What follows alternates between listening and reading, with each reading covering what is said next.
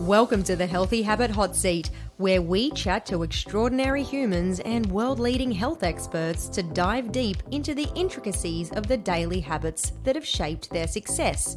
Remember, success leaves clues, right? I'm your host and resident healthy habit coach, Loz Antonenko, and I cannot wait to help you re-energize your life so you too can create opportunity, vitality, and abundance to become the master of your own incredible healthy destiny. Now, let's get into today's conversation. Today I speak with Kyle Zagrodzky, serial entrepreneur extraordinaire. Before the internet boom in 1997, Kyle established the first health club software company offering membership management software for gyms. Fast forward to 2011, Kyle founded OsteoStrong to assist him with a natural solution after suffering severe back and joint pain. OsteoStrong is now in Australia and offers a way to strengthen your bones and have a healthier body naturally. With a futuristic thought process and a solution-based attitude, there is nothing that Kyle Zagrodzky cannot biohack to bring to life. Just wanted to say thank you so much, Kyle Zagrodzky, for joining me on the Healthy Habit Hot Seat. So we're going to jump straight into it. So my first question for you is what's the first thing you do when you wake up? And what does your daily routine sort of look like? It varies from time because I travel a lot. And this year's been probably one of the hardest travel years I've had. So it varies and I'm on different time zones and usually I'm tired. However, when I'm in my routine and can do it without interruption or being on weird time zones compared to here in the United States, my routine is generally I'll get up about 45 minutes before everybody else. I don't work out in the mornings. I don't like to. I work out kind of in the afternoon, usually before I eat dinner. But I'll get up and I will meditate. I will read. I will take a cold shower or an ice plunge. I'll do red light therapy. And then I'll go wake up the kids and my wife and start the day. With your meditative practice, how often do you think that you would switch into that mode on a daily basis? A few times a day, or are you kind of a once a day in the morning priming yourself for the day, or do you find it an intentional meditation? I'll do it once a day. However, and you've probably noticed this if you meditate, obviously you said you do. So the more you meditate, the more you can kind of get yourself in that state.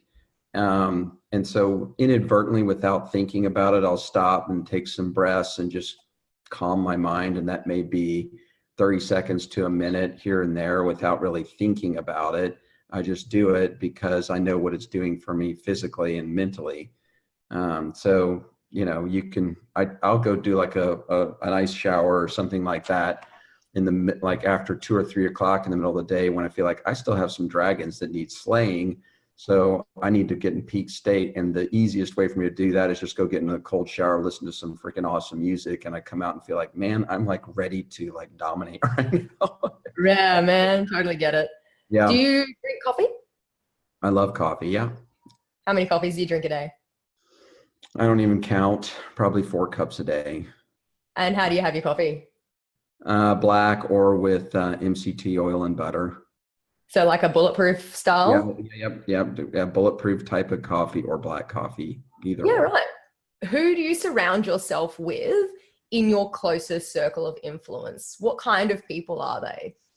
So there's really 4 types of people I surround myself with. Obviously, I spend a lot of time working, so I get to spend time with the people I work with. And probably one of the biggest challenges I have as a business owner, because I spend so many time with these people and I love the people I work with, I generally form close friendships with people pretty easily. And so, you know, even my 10-year-old said to me that day, he says, "Dad, I think your problem is you treat everybody like they're a good friend of yours." And I said, "Because that's how I feel about them." He says, "Yeah, that becomes a problem when it's time to let them go." And I'm like, "Yeah, you're right. Yeah. You're very wise for a 10-year-old." That's so cute. I do believe in the adage, you know, you if you're the smartest person in the room, you got to get out of the room. And so I try to hire people that I think that are smarter than me, have better ideas than I do. And so there's a respect that goes there. And I think that the people that work with me feel that respect and love. And so I really don't have employee turnover. I can't remember the last time I had somebody quit my organization, because we work really well together. So that's number one.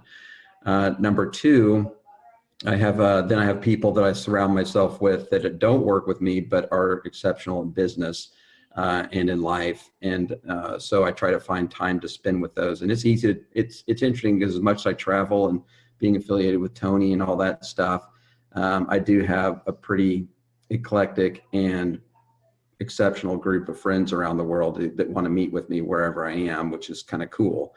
And then I've got social people that are around here where I live, through church and friends of my kids and stuff like that. And then finally my family. So those are groups of people that I spend all my time with. And then occasionally I run into somebody cool like you. So yeah, nice. What's your number one tip? What's your number one tip to like increase vitality based on your personal experience, other than OsteoStrong? There's four things I do.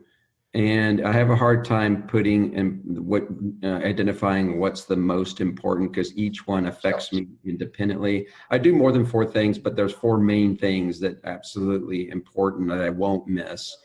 And this, as far as fitness goes, I do resistance training with latex bands. It's variable resistance training, gives you results like 3 times faster than free weights. It's easy. You're just one and done. You're done with it. 2, OsteoStrong, obviously.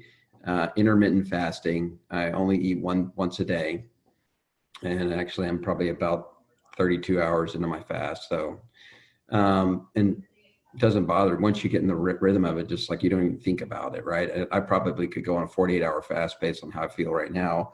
And then finally, I do a ketogenic diet, mainly carnivore diet. And those are the 4 things I do that take care of my health, and then take care of my mind. I read and I meditate and I do cold plunges. That's for health too, but I get more of an emotional kick out of a cold plunge, because it's so easy, it's so short, and you feel so amazing afterwards. And I know what it does for you, physically, what it does for your physiology when you do a cold plunge, and for your immune system and all that stuff. For weight loss, oh my gosh, getting cold is probably one of, other than intermittent fasting and keto, is like the accelerator on weight loss, because your body has to burn so many flipping calories to stay warm. Then you get cold and you just, boom, you'll lose like 3 pounds a week if you're getting cold. Wow. Yeah, it's huge. That's significant. Yeah, people don't realize, like, you think time on the treadmill is going to burn a lot of calories. Yeah, you'll burn calories on the treadmill. It's going to take effort, which your body's going to hate, and you're emotionally not going to want to do it. But if you go get cold, do an ice plunge or a cold shower, which sucks for the first few days as you do it. I mean, you'll feel like you're having a panic attack because your mitochondria are screaming at you. Those weak mitochondria will die off after about 3 or 4 days, and then it still feels cold, but you won't panic. You'll actually like it. A day hasn't gone by in like 2.5, 3 years that I haven't done a cold plunge or an ice shower or something similar. Wow, that's commitment. Obviously it worked. Like what you've heard so far? Head on over to lozlife.com. That's LOZLIFE.com and download my 5 simple hacks to level up your life today. Now, back to the show. As your journey on fatherhood sort of progresses, what would you say has been your biggest achievement as a dad? So I think I remember back how I felt, and I remember that my biggest fear was fear of failure, and I think it came from my father. And I think that happens to a lot of people with either their mother or their father. They feel like they have to live up to these expectations to be loved, whether it's true or not. We get that in our head, right? And so what I really wanted to make sure with my kids is that I'm not their judge, right? I'm their God-appointed life guide, life coach. And I let them make mistakes. I let them fall. I let them make up their own mind. I'm not here to tell you what to do or how to lead your life. And I'm not going to even direct you. I'll tell you what other people are doing, And then I'll help you if you need some help, perfect, or, if they want lessons or coaching in some particular area by somebody who actually knows what the hell they're doing, not me. If it's like playing guitar or something like that, then Yeah. I'll make the arrangements to do that. But I let them make their minds up what they want to do. And what's interesting, there's two things that I get significance from. Everybody has a need for significance, right? So I'm no exception. One is when people compliment my kids. I feel so good. I'm like, oh, yeah, I'm doing something right. Because when they're out doing their thing, right, and then you're not around, and somebody comes, I just want you to know your kid is freaking amazing. The other thing is all their buddies all want to come hang out at our house. So every weekend we just have all these, boys of all different ages just hanging out. I have no idea how many people. I just make sure there's lots of hamburger meat and steaks and chicken in the food, because I have no idea how many people we're cooking for every weekend, because there could be 1 to 5 people just sleeping around the house over the weekend. They love being here. His friends love being here. It's a very comfortable, loving environment. And it's really cool. And I'm getting really great conversations with those guys, and I love it. I absolutely love it. So being a bit of a mentor in some way, some life guide, I do love that. I love that quote that you just gave me. You're like a life guide. Because for a moment I thought you said life guy.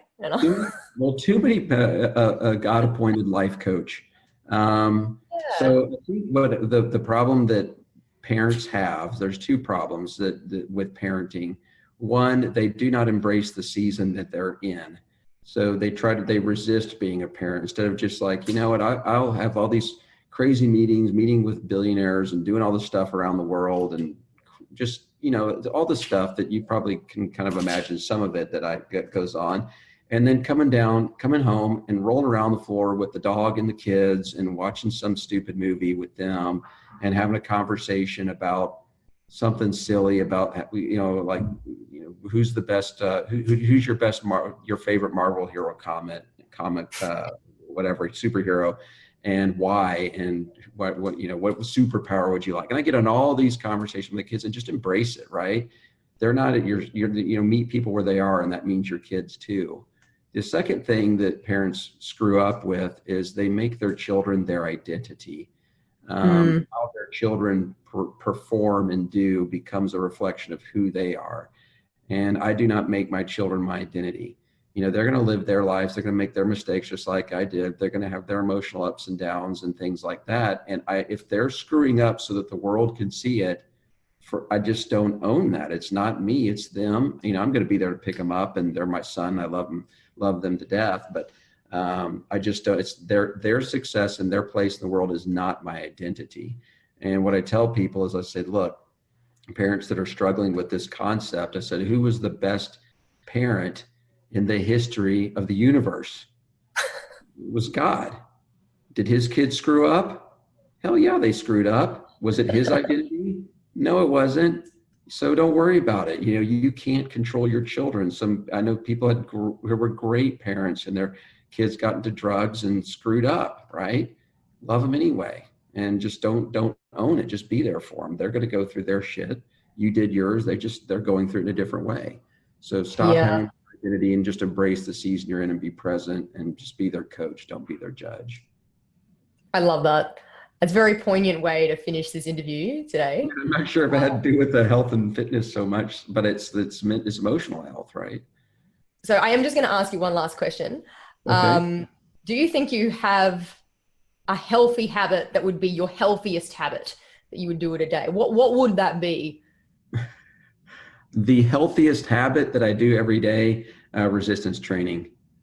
That's an 8-minute thing I do. Man, I got like 3 or 4 I just don't miss. I never miss cold showers because I'm in the shower. So how hard is that? Just turn it to cold. I'm gonna have to wash myself. I brush my teeth every day, right? Right. So the 2 easiest ones for me to do that I just don't miss are the cold showers and the resistance training. And sometimes I miss meditation if I'm in a hotel room and I got a meeting to go to and I'm jet lagged. I miss that. So meditation, I used to do it every day, and I generally do it every day when I'm at home. But if I'm on the road, it could be every other day, every 3 or 4 days. It just kind of comes and goes. I can't always get my head around doing it.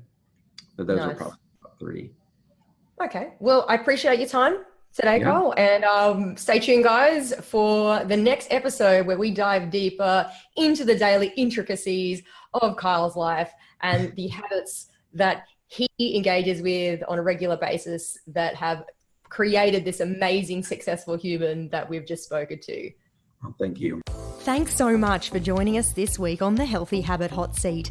Make sure to visit lozlife.com, where you can subscribe to the show in iTunes, Google Podcasts, and Spotify so you'll never miss an episode. While you're at it, if you found value in this show, I'd be stoked with a 5-star rating on iTunes. Better still, tell a friend and share the love. If you loved this episode, you might want to check out my book, The Healthy Habit Handbook, available in softcover, ebook, and audio form on Amazon, Barnes & Noble, Balboa Press, and all good bookstores. Be sure to tune in for our next episode for your fortnightly dose of inspiration from some of the world's most successful and healthy lifestyle masters. Remember, stay inspired. I'm Loz Antonenko, and ciao for now.